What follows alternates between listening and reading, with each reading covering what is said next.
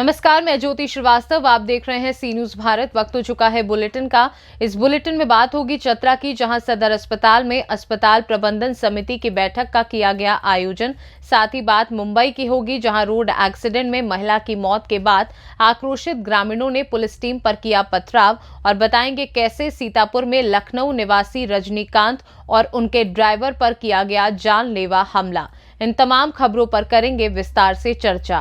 चतरा अस्पताल में अस्पताल प्रबंधन समिति की बैठक आयोजित की गई। बैठक में समिति के सभी सदस्य उपस्थित हुए। इस दौरान बैठक में अस्पताल के विकास को लेकर विचार विमर्श किया गया। इस दौरान बैठक में अनुमंडल पदाधिकारी सुरेंद्र उरांव, जिला परिषद उपाध्यक्ष बिरजू तिवारी, सिविल सर्जन के अलावा अन्य लोग उपस्थित रहे। इस दौरान मौजूद सभी सदस्यों और पदाधिकारियों ने अस्पताल का निरीक्षण किया। इस दौरान पदाधिकारी ने अस्पताल के साथ सफाई में विशेष रूप से ध्यान देने के लिए अस्पताल प्रबंधन को कहा। इस दौरान जिला परिषद उपाध्यक्ष बिरजू तिवारी ने कहा कि अस्पताल में बेहतर साफ सफाई के साथ इलाज के लिए आए मरीजों को बेहतर सेवा उपलब्ध कराना सुनिश्चित करें, जिसमें समिति के सभी सदस्य उपस्थित थे। बैठक में अस्पताल के विकास हेतु विचार विमर्श किया गया। बैठक में चतरा सांसद प्रतिनिधि, मंत्री प्रतिनिधि, सिविल सर्जन, चतरा वरीय चिकित्सक डॉक्टर विजय कुमार अग्रवाल आदि उपस्थित थे। सभी सदस्यगण के द्वारा अस्पताल का निरीक्षण किया गया। निरीक्षण के दौरान साफ सफाई पर विशेष ध्यान देने की बात कही गई। कम संसाधन एवं कर्मी के बावजूद भी अस्पताल की व्यवस्था देखकर सदस्यगण खुश थे, पर साफ सफाई से थोड़ी नाराजगी भी दिखी। बैठक था हॉस्पिटल का, और पिछले जो भी प्रोसीडिंग में अनुपालन था वो कुछ किया गया है, कुछ बाकी रह गया है, तो निर्देशित दिया गया है कि भाई उसको पूरा करें। और आज भी कुछ नया समस्या था प्रोसीडिंग में लिए हैं, और अगले बैठक तक निर्देशित दिया गया है कि इसको पूरा करें। अब वो तो प्रोसीडिंग में आया है, जैसे छोटा छोटा समस्या है कि भाई थोड़ा साफ सफाई हम लोग रखें हॉस्पिटल का। मैडम की तरफ भी साफ सफाई है। दूसरा सबसे महत्वपूर्ण था कि जो डॉक्टर हैं यहाँ पे, वो कुछ डॉक्टर्स हैं जो पहुँचाते हैं अपने ड्यूटी लेने में, तो उनको भी निर्देशित दिया गया है कि वो अपने रूटीन के अनुसार कार्य करें। चतरा से सी न्यूज संवाददाता लकी की रिपोर्ट। प्रतापगढ़ जनपद के लालगंज कोतवाली के कटरा दुग्धा गांव की महिला घर से दवा लेने के लिए जा रही थी। तभी वृद्ध महिला को तेज रफ्तार वैगनार कार ने जोरदार टक्कर मार दी, जिससे वो गंभीर रूप से घायल हो गई। सूचना पर पहुंची स्थानीय पुलिस और लोगों की मदद से घायल महिला को उपचार के लिए लालगंज ट्रॉमा सेंटर भेजा गया था, जहां पर डॉक्टरों ने महिला को मृत घोषित कर दिया। महिला की मौत के बाद नाराज ग्रामीणों ने देर शाम रोड को जाम कर दिया। मौके पर पहुंची स्थानीय पुलिस और भारी पुलिस बल ने रोड जाम को खुलवाने का प्रयास किया, तो आक्रोशित ग्रामीणों ने पुलिस टीम पर पत्थरबाजी करना शुरू कर दिया, जिससे कई पुलिसकर्मी घायल हो गए। किसी तरह से परिजनों और लोगों को समझा बुझाकर पुलिस द्वारा जाम को किसी तरह से खुलवाया गया। फिलहाल कार सवार ड्राइवर को कार सहित पुलिस ने गिरफ्तार कर लिया है। अन्य विधिक कार्रवाई में जुट गई है। देखिए, ये थाना लालगंज के जलेश्वरगंज कस्बे में आज लगभग दोपहर 2-2:15 बजे के लगभग एक वैगन आर गाड़ी से एक वृद्धा का एक्सीडेंट हो गया। उस एक्सीडेंट में वृद्धा की मौत हो गई, जिससे लोगों का आक्रोश बढ़ गया और उसके जाम लगा दिया था। पुलिस ने समझा बुझा के उनको हटा दिया है, और इस संबंध में गाड़ी और उसका ड्राइवर दोनों पकड़ लिए गए हैं। अभियोग पंजीकृत कर लिया गया है। साक्ष्य संकलन के आधार पर विधिक कार्रवाई की जाएगी।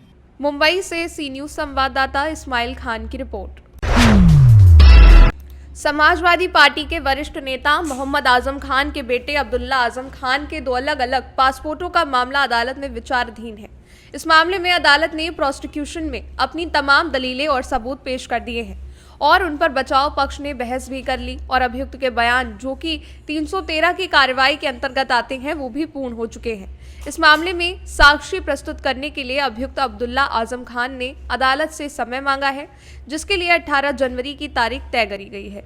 अब्दुल्ला आजम खान के डबल पासपोर्ट से संबंधित मामले पर वरिष्ठ अभियोजन अधिकारी अमरनाथ तिवारी ने बताया, अब्दुल्ला आजम खान के डबल पासपोर्ट से संबंधित मामला MP MLA magistrate trial court Rampur की न्यायालय में विचाराधीन है और पत्रावली 313 में नियत थी।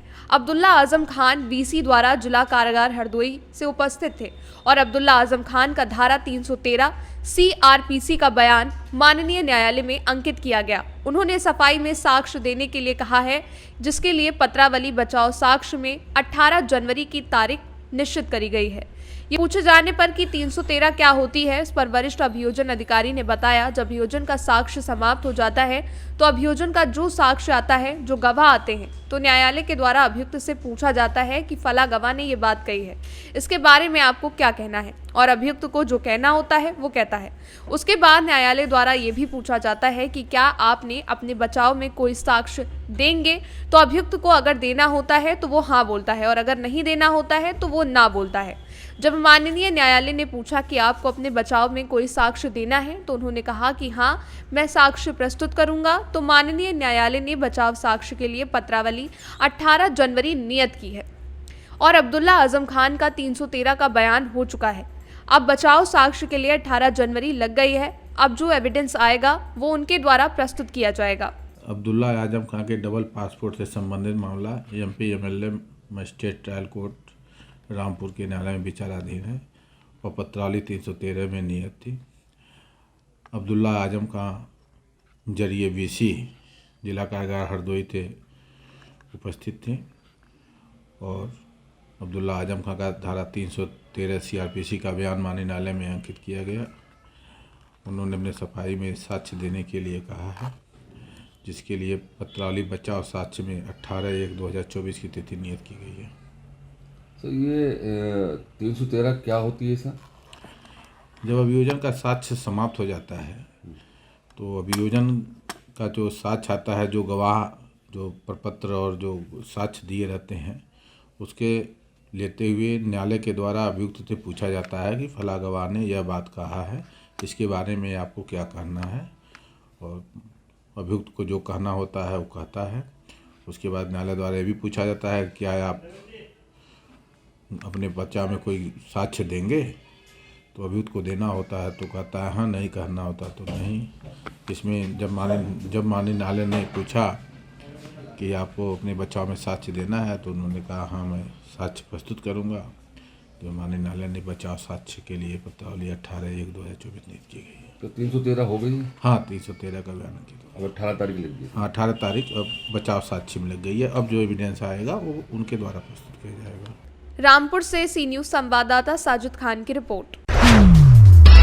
जनपद रामपुर के थाना सिविल लाइन क्षेत्र पंजाब नगर गांव में देर रात पूर्व में हुई चोरी में इन्वॉल्व बाइक सवार बदमाशों से पुलिस की सिविल लाइन क्षेत्र में मुठभेड़ हो गई। 2 बदमाशों के पैर में गोली लगी है, जबकि 2 बदमाश अंधेरे का फायदा उठाकर फरार हो गए। फिलहाल दोनों घायल बदमाशों को जिला अस्पताल में भर्ती कराया गया है। दोनों बदमाशों का इलाज जारी है। फरार बदमाशों की तलाश में भी पुलिस जुटी हुई है। दोनों बदमाशों के पास से चोरी किया हुआ माल भी बरामद हुआ है। साथ ही घायल हुए दोनों बदमाशों का आपराधिक रिकॉर्ड भी खंगाला जा रहा है। पुलिस अधीक्षक राजेश द्विवेदी ने बताया कि पंजाब नगर में हुई चोरी में ये दोनों बदमाश इन्वॉल्व थे। इन दोनों बदमाशों का आपराधिक इतिहास भी खंगाला जा रहा है। मुठभेड़ उस समय हुई जब ये किसी घटना को अंजाम देने के फिराक में थे। जो 2 बदमाश फरार हुए हैं उनकी भी तलाश की जा रही है। पुलिस अधीक्षक राजेश द्विवेदी ने मीडिया से बात करते हुए बताया कि 2 बड़े बदमाश और लुटेरे बदमाश हैं, मुरादाबाद के रहने वाले हैं। इन पर कई आपराधिक मुकदमे दर्ज हैं। कुछ दिन पहले थाना सिविल लाइंस के पंजाब नगर में एक घटना इन लोगों के द्वारा की गई थी। उनकी पड़ताल पुलिस द्वारा की जा रही थी। जमीनी स्तर पर भी टीम लगाई गई थी और सर्विलांस और CCTV कैमरे की भी मदद ली गई।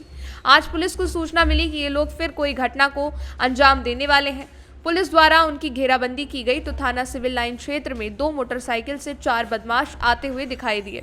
इनके द्वारा पुलिस टीम पर फायरिंग की गई। जवाबी कार्रवाई में पुलिस ने भी फायरिंग की, जिसमें 2 बदमाशों के पैर में गोली लगी और 2 बदमाश फरार हो गए। देखिए, 2 बड़े बदमाश हैं, लुटेरे हैं, मुरादाबाद के रहने वाले, और इनके ऊपर कई मुकदमे हैं इसी तरह से लूट के। अभी कुछ दिन पहले थाना सिविल लाइंस में पंजाब नगर में इनके द्वारा घटना कारित की गई थी और इनकी पड़ताल पुलिस द्वारा की जा रही थी। ज़मीनी स्तर पे भी लगाए गए थे लोग, CCTV फुटेज वगैरह और टेक्निकल सर्वेलेंस किया जा रहा था हमारे द्वारा। जिसमें हमारे अपर पुलिस अधीक्षक रामपुर और उनकी टीम लगी हुई थी। आज सूचना मिली थी कि ये लोग पुनः कोई घटना इसमें कारित करने वाले हैं। पुलिस द्वारा घेराबंदी की गई तो थाना सिविलाइज क्षेत्र में 2 मोटरसाइकिलों से 4 बदमाश थे, जिनके द्वारा पुलिस टीम पर फायर भी किया गया। आत्मरक्षा पुलिस की फायरिंग में ये 2 बदमाश, उनके पैरों में गोली लगी है, इन्हें अरेस्ट किया गया है। 2 बदमाश भागे हुए जिनकी तलाश की जा रही है और इनके पास से जो घटना इनके द्वारा पंजाब नगर में की गई थी 3 घरों में, उसका माल भी कुछ बरामद हुआ है और अभी पूछताछ की जा रही है। रामपुर से सी न्यूज संवाददाता साजिद खान की रिपोर्ट। बड़ी खबर यूपी के सीतापुर से आ रही है, जहां लखनऊ निवासी रजनीकांत राय और उनके ड्राइवर पर किया गया जानलेवा हमला। वायरल वीडियो में नेशनल हाईवे पर सिधौली के कल्लू ढाबा संचालक द्वारा कई बार गर्दन पर प्रहार किया गया। ढाबा संचालक ने बेरहमी से चाकू मारकर 2 लोगों को घायल कर दिया। घटना की सूचना मिलते ही मौके पर पहुंची सिधौली थाना पुलिस ने घायलों को मेडिकल परीक्षण के लिए भेजा। CSC सिधौली गंभीर हालत देखकर डॉक्टरों द्वारा एक को किया गया जिला अस्पताल रेफर। पुलिस ने मुख्य आरोपी ढाबा संचालक मालिक को गिरफ्तार किया है। वकील और हिंदू संगठन पहुंचे एक दूसरे के खिलाफ थाने में। पूरी घटना नेशनल हाईवे के सिधौली थाना क्षेत्र की बताई जा रही है। आज दिनांक 11 जनवरी 2024 को थाना सिधौली के अंतर्गत कल्लू पंडित ढाबा में रजनीकांत राय, जो लखनऊ के निवासी हैं, चाय पी रहे थे। इसी दौरान उनकी बगल में मेडिकल स्टोर पर 2 कुत्ते के पिल्ले थे, उनको उन्होंने पालने के उद्देश्य से अपने गाड़ी में रख लिया था।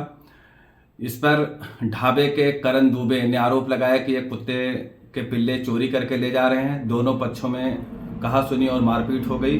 इसी दौरान करण दुबे ने रजनीकांत राय के ड्राइवर पर कैंची से वार कर दिया, जिसमें वो घायल हो गए। उनको तत्काल उपचार हेतु मेडिकल भेजा गया है और उनकी स्थिति स्थिर है। साथ ही साथ सुसंगत धाराओं में अभियोग पंजीकृत किया जा रहा है और हमला करने वाले करण दुबे को गिरफ्तार किया गया है। अन्य विधिक कार्रवाई की जा रही है। सीतापुर से सी न्यूज संवाददाता अवनीश की रिपोर्ट। फिलहाल इस बुलेटिन में बस इतना ही। देश दुनिया की बाकी खबरों को जानने के लिए आप देखते रहिए सी न्यूज भारत।